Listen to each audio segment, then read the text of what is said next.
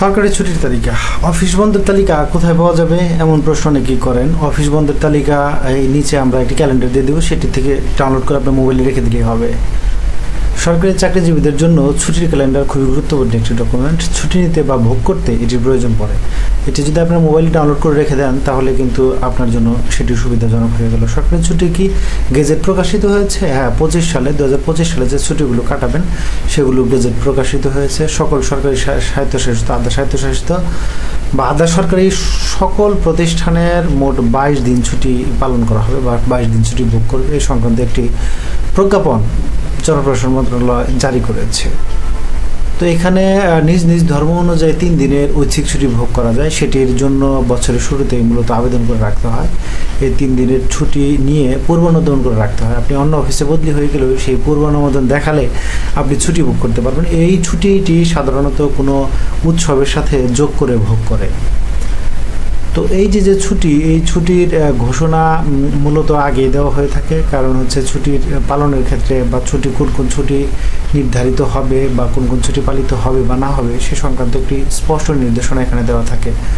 শহীদ দিবস ও আন্তর্জাতিক মাতৃভাষা দিবস এটি কিন্তু শুক্রবার পড়েছে, 21শে ফেব্রুয়ারি 2025-এ। তো এটি শুক্রবার, তার মানে সাপ্তাহিক ছুটিতে এই ছুটি পড়েছে। তারপরে স্বাধীনতা ও জাতীয় দিবস এটি বুধবার পড়েছে, 26শে মার্চ 2025। তো আরও কিছু আছে, যেমন জুমাতুল বিদা এটি সরকারি ছুটি, একই সাথে এটি সাপ্তাহিক ছুটিতে পড়েছে, শুক্রবার পড়েছে 28শে মার্চ 2025।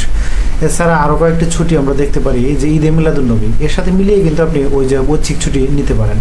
5 সেপ্টেম্বর 2025-এ পড়েছে, এটিও শুক্রবার পড়েছে। তো এখানে আমরা সাধারণ ছুটি, মোট সাধারণ ছুটি 12 দিন। 12 দিনের মধ্যে আমরা দেখতে পাচ্ছি যে 1, 2, 3, 4, 5 দিন পড়েছে। 12 দিনের মধ্যে 5 দিনই পড়েছে হচ্ছে সাপ্তাহিক ছুটির দিনে, শুক্রবার এবং শনিবারে পড়েছে। অন্যদিকে নির্বাহী আদেশের ছুটি, এখানে নির্বাহী আদেশের ছুটি হচ্ছে 14 দিন। তো এখানে যদি আমরা দেখি, এখানেও কিন্তু শনিবার পড়েছে প্রথমে, যেটি শবে বরাত, 15 ফেব্রুয়ারি 2025, এটি কিন্তু শনিবার পড়েছে। এছাড়া আমরা দেখতে পাচ্ছি শবে কদর শুক্রবার পড়েছে, 28শে মার্চ 2025।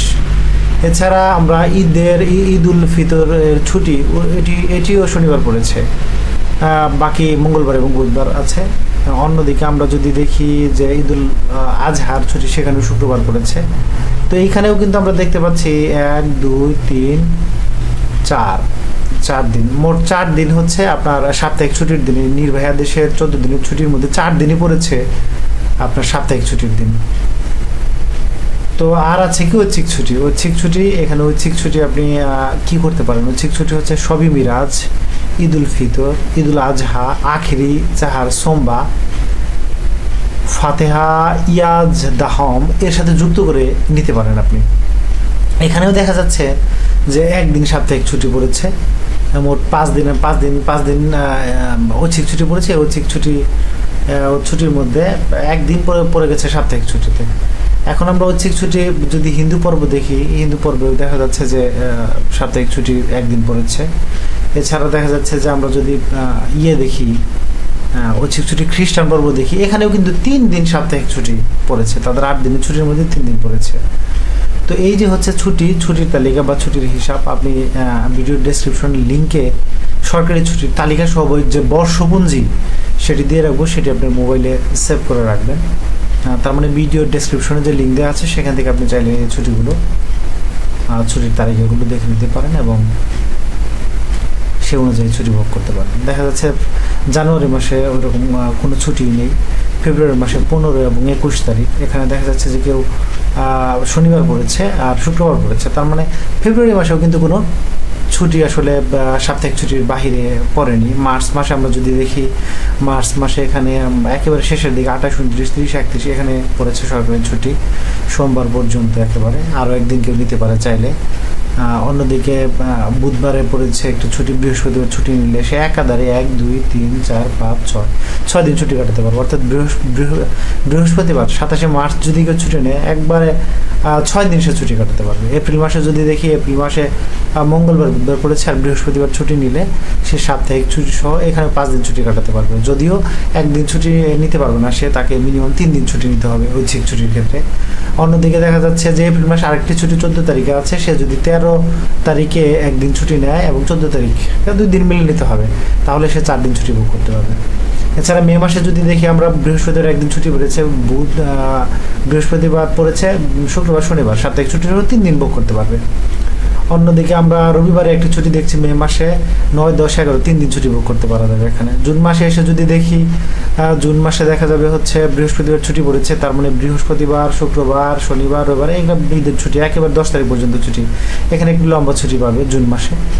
তো জুলাই মাসে রবিবার ছুটি পড়েছে, তাহলে এখানেও কিন্তু 3 দিন ছুটি ভোগ করা যাবে, শুক্র, শনি এবং রবি, সাথে যদি আরও একদিন কেউ নিয়ে নিতে চায় নিয়ে নিতে পারবে।